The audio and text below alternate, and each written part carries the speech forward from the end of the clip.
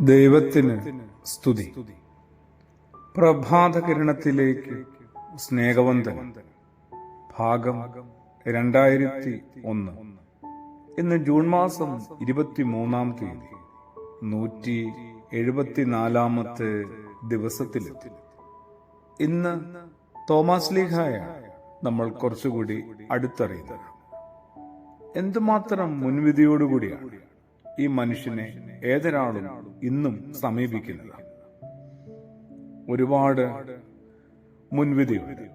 ഒരു അവിശ്വാസിയായിട്ട്, സംശയാലുവായിട്ട്, മുദ്രയടിക്കപ്പെട്ട ആളാണ്. ഇത്രത്തോളം തെറ്റിദ്ധരിക്കപ്പെട്ട മറ്റൊരാളുണ്ടാവും പുതിയ നിയമത്തിൽ.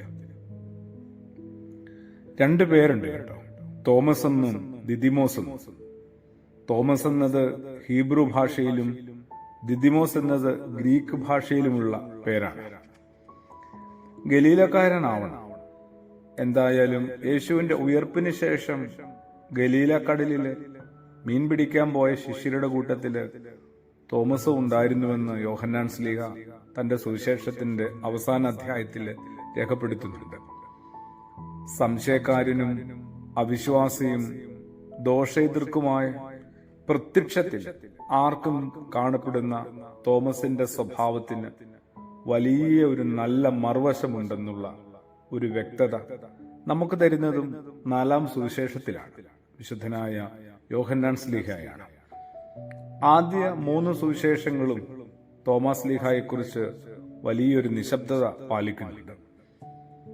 4-ാം സുവിശേഷത്തിലേക്ക് എത്തുമ്പോൾ അവനോടുകൂടെ മരിക്കേണ്ടതിന് നമുക്കും പോകാമെന്ന് പറയുന്ന തോമസ് ലീഹായുടെ മനോഹരമായ, നമ്മളെ ആശ്ചര്യപ്പെടുത്തുന്ന ഒരു വചനമുണ്ട്. യോഹന്നാൻ ശ്ലീഹായുടെ സുവിശേഷം 11-ാം അധ്യായത്തിൽ യഹൂദ നേതാക്കൾ ക്രിസ്തുയേശുവിനെ നശിപ്പിക്കുവാൻ തീരുമാനിച്ചു കഴിഞ്ഞ ഒരു അവസരമായിരുന്നു അത്. അവനെ അവർ കല്ലെറിയാൻ ഭാവിച്ചെന്ന് നമ്മൾ 10-ാം അധ്യായത്തിൽ വായിക്കുന്നുണ്ട്. അതുകൊണ്ട് യേശു ശിഷ്യന്മാരോടൊപ്പം യോർദാനക്കരെ സ്നാപയോഹന്നാൻ സ്നാനം കഴിപ്പിച്ചുകൊണ്ടിരുന്ന സ്ഥലത്തേക്ക് പോവുകയും അവിടെ താമസിക്കുകയും ചെയ്തതായിട്ടും സുവിശേഷത്തിൽ നമ്മൾ വായിക്കുന്നുണ്ട്. അപ്പോഴാണ് ബethനിയയിൽ നിന്ന് ലാസറിന്റെ രോഗവിവരം അറിയിക്കുന്നതിനായി ചില ആളുകൾ അവിടെ എത്തുന്നത്. അവരോടുകൂടെ യേശു പോകാതെ 2 ദിവസം അവിടെ തന്നെ താമസിക്കുകയാണ് ചെയ്തത്. പിന്നെ പെട്ടെന്ന് യേശു യഹൂദയിലേക്ക് പോകാനായിട്ട് തീരുമാനിക്കുക. ആ വിവരമറിഞ്ഞ ശിഷ്യന്മാർ അത്യന്തം ആശ്ചര്യപ്പെട്ടു. യഹൂദയിലുള്ള യൂദർ തന്നെ കല്ലെറിഞ്ഞു കൊല്ലുവാൻ ഭാവിച്ചിട്ട് അധിക ദിവസങ്ങളൊന്നും ആയിട്ടില്ല. പിന്നെയും അവരുടെ കയ്യിലേക്ക് തന്നെ സ്വയം ചെന്നു ചാടുന്നത് എത്ര ആപത്ത് പിടിച്ച കാര്യമാണ്.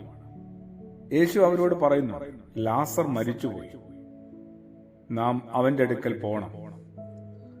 അത് പറഞ്ഞപ്പോ അതിന്റെ അർത്ഥം നമ്മളും പോയി ലാസറിനോടൊപ്പം മരിക്കാൻ പോക എന്നായിരിക്കാമെന്ന് ഒരുപക്ഷെ തോമസ് ലീഹ വിചാരിച്ചിട്ടുണ്ടാവും. ഉടനെ തോമസ് ലീഹ രംഗത്ത് പ്രവേശിക്കുകയാണ്. തന്റെ സഹശിഷ്യന്മാരോട്, സഹപ്രവർത്തകരോട് പറയുകയാണ്, അവനോടുകൂടെ മരിക്കേണ്ടതിന് നമുക്കും പോകാം, വരിക. സംഗതികളുടെ ദോഷവശങ്ങൾ എപ്പോഴും കാണുന്ന സ്വഭാവക്കാരനായ തോമസിന് ആ തീരുമാനത്തിന്റെ ഫലം എന്തായിരിക്കുമെന്ന് ഊഹിക്കുവാൻ ഒരു പ്രയാസവും ഉണ്ടാവില്ല.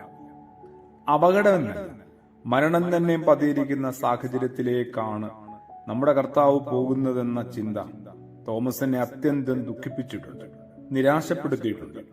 എന്നാൽ അത് അവനെ ഒട്ടും ഭീരുവാക്കിയില്ല. കർത്താവിനെ വിട്ട് പിന്തിരിയുവാൻ അവൻ ഒട്ടും ശ്രമിച്ചില്ല. നേരെ മറിച്ച് കർത്താവിനോടൊപ്പം അപകടം നിറഞ്ഞ ആ സാഹചര്യത്തെ, അഥവാ മരണത്തെ തന്നെയും നേരിടുവാൻ, അഭിമുഖീകരിക്കാൻ തയ്യാറാവുകയാണ്.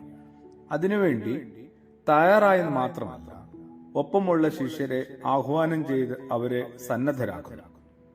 ക്രിസ്തുയേശു പാലസ്തീൻ നാട്ടിലെങ്ങും സഞ്ചരിച്ച് രോഗികളെ സൗഖ്യപ്പെടുത്തി ദൈവസ്നേഹത്തിന്റെ സുവിശേഷം പ്രഘോഷിച്ചു.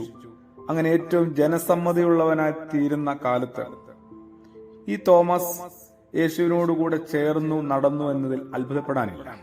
എന്നാൽ ഇപ്പോൾ സാഹചര്യം അങ്ങനെയൊന്നുമല്ല. യേശുവിനെതിരായി സംഘടിതമായി ശത്രുത വളർന്നു വരുന്ന സമയമാണ്.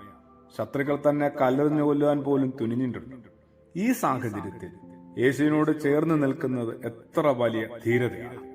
കർത്താവിനോടുള്ള തോമാസ് ലീഗയുടെ ഭക്തിയും സ്നേഹവും എത്ര ആഴമേറിയതായിരുന്നു. ആ തോമാസ് ലീഗയെ കുറെ കൂടി അടുത്തറിയാൻ, ആ മധ്യസ്ഥതയിൽ അഭയപ്പെടാനുമായിട്ട് നമുക്ക് ഓരോരുത്തർക്കും സാധിക്കട്ടെ. ഇന്ന് 2001 ദിവസമാണ്. ഏറെ ബലഹീനനാണ്. കുറവുകളേറെയുണ്ട്. ഇടറിപ്പോയിട്ടുണ്ട്. ദൈവം എന്നെ എപ്പോഴോ ഉണർത്തുന്നു. ഉയർത്തി എന്ന് പറയുന്നില്ല, ഉപയോഗിക്കുന്നു. ഞാനില്ല, അവൻ മാത്രമേ ഉള്ളൂ എന്ന് പറയാനായിട്ട് മര്യാദയുണ്ട്. അത് വിനയമാണോന്നും അറിയില്ല. കണ്ണുകൾ അടയ്ക്കുന്നു, കരം കൂപ്പുന്നു. ശരിക്കും മാപ്പ്. ഇത്രത്തോളം വഴി നടത്തിയ ദൈവത്തിന്റെ കൃപയ്ക്ക് മുമ്പിൽ, ഇത്രത്തോളം പ്രാർത്ഥിച്ച നിങ്ങൾ ഓരോരുത്തരുടെ കരുതലിന് മുമ്പിൽ നമിക്കുന്നു. പ്രാർത്ഥനയിൽ തുടർന്നും ഓർക്കണമേ. ആരംഭിച്ചപ്പോ ഈ പ്രഭാതകിരണം എത്രത്തോളം എവിടെ വരെ എത്തുമെന്ന് അറിയില്ലായിരുന്നു. ഇപ്പോഴും വലിയ നിശ്ചയമൊന്നുമില്ല. അവിടുത്തെ കൃപ നയിക്കുന്ന അത്രത്തോളം ഇടം വരെ ഞാനും ഇങ്ങനെ പിന്നാലെ പോകാനായിട്ട്, ഇടറിയും വീണും എണീറ്റും കുതറിയും ബലഹീനതകളോടൊപ്പം തന്നെ പോകാനായിട്ട് ശ്രമിക്കുന്നു. അവിടുത്തെ കൃപ ബലപ്പെടുത്തട്ടെ. ആമേൻ.